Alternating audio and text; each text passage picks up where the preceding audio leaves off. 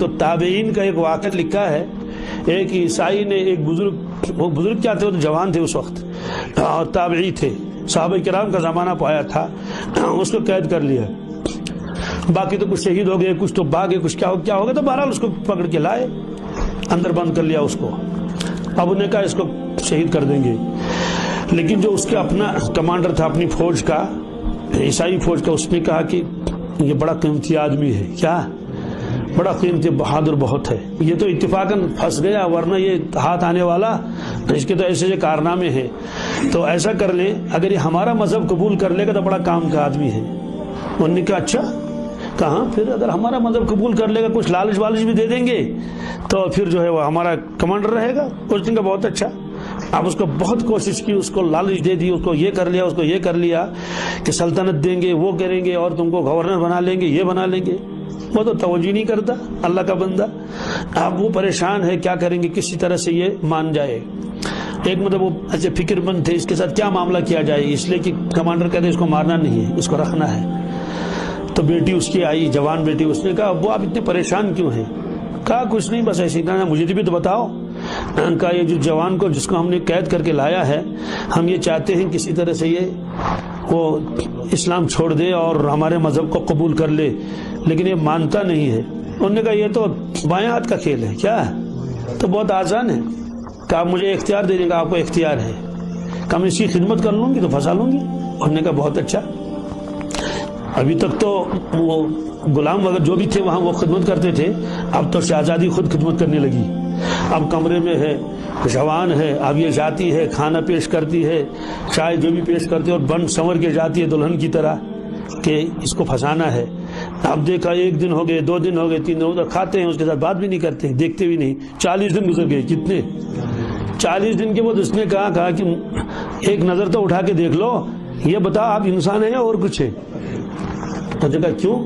کہا اتنے دنوں سے میں بن سنور کے آ رہی ہوں اور آپ نظر اٹھا کے بھی نہیں دیکھ لیتے ہیں، ترچھی نگاہ سے بتا دیکھ لیا کوئی آ گیا اور کھانا کا معاملہ ختم، تو آخر آپ دیکھتے کیوں نہیں ہیں؟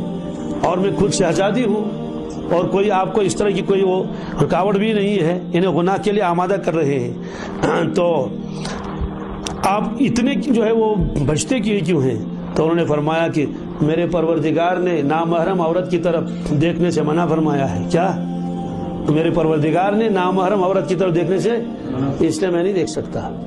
اب وہ اور حیران ہو گئی، اس نے دیکھا کہ ابھی کسی طرح قابو میں نہیں آئے، پھر اسے کہنے کہ آپ کا اپنے اللہ تعالیٰ کے ساتھ اتنا تعلق ہے؟ اس نے کہا ہاں اتنا تعلق ہے، اس کی نافرمانی نہیں کروں چاہے جان چلی جائے۔ وہ سمجھ گئے تھے کہ یہ ان کی کوئی چال ہے۔ اس نے آخر میں اس سے اور بھی باتیں کی دین کے بارے میں، تمہارا دین کیا کہتا ہے اور کیا کیا، حضرت نے تو بتا دیا یہ۔ اور اس نے کہا کہ اگر تمہارا اسلام اتنا پیارا مذہب ہے اور تم کو اسلام اتنا پیارا ہے اپنی جان سے زیادہ، تو میں بھی اسلام قبول کر لوں گی، لیکن بتانا کسی کو نہیں، بتانا۔ اس نے کہا چلو ٹھیک ہے، تو اس کا کلمہ پڑھوایا۔ اب جب کلمہ پڑھ لیا اس نے، اب ظاہر سی بات ہے وہ تو بچانے کی کوشش کرے گا یا مارنے کی؟ اس نے کہا ٹھیک ہے، آپ میں ایسی ترکیبیں کر لوں گی کہ آپ بھی بچ کے نکل جائیں گے، چلے جائیں گے، کسی کو خبر بھی نہیں، اور میں بھی تمہارے ساتھ لے جاؤں گی۔ تم نے کہا بہت اچھا۔ تو اس کے بعد کیا کر لیا اس نے؟ اسلام تو قبول کر لیا تھا، تو اب ظاہر سی بات ہے سب کس کو کیا خبر ہے۔ تو اس طرح سے موقع پا کر پورا پلان بنانے کے بعد سب ایک مرتبہ خواب غفلت میں تھے، اور جوان کو لے کر وہ چلی گئی، اسلام قبول کر لیا۔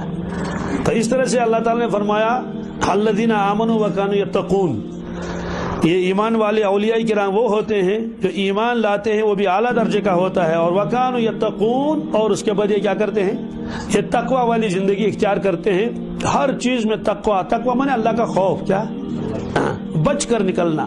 اور حضرت عمر فاروق نے ایک مرتبہ فرمایا تھا حضرت ابی بن کعب سے رضی اللہ تعالیٰ عنہ، فرمایا کہ ابی بن کعب تقوی کسے کہتے ہیں؟ کیا میں سوال پوچھا اس سے کہ دیکھتے ہیں کہ یہ کیا جواب دے گا۔ انہوں نے واپس عرض کیا حضرت کیا آپ کبھی ایسے راستے سے گزرے ہیں کہ راستہ تنگ تھا؟ کیا ادھر سے بھی کانٹے اور جھاڑیاں، ادھر سے بھی جھاڑیاں، آپ نے دیکھا وہ جھاڑیاں، تم باہر تم کینٹ جاتے ہیں تم سانڈ۔ انہوں نے کہا حضرت ہاں میں تو کئی مرتبہ ایسا موقع آیا ہے۔ کہا آپ کیسے نکلتے ہیں؟